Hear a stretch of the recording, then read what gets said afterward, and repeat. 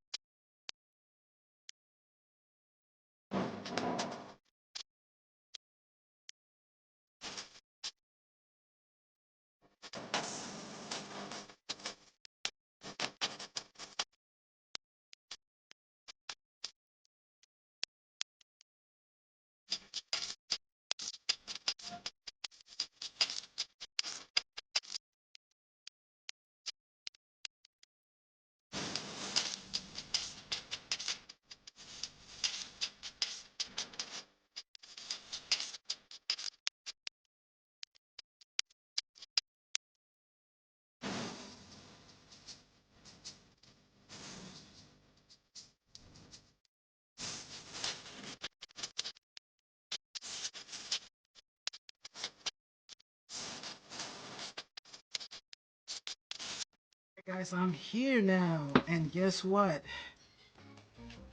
It's ready. Today I made a Cuban sandwich with penne, pickles, and Swiss cheese. Now let's see how it tastes. Here you go.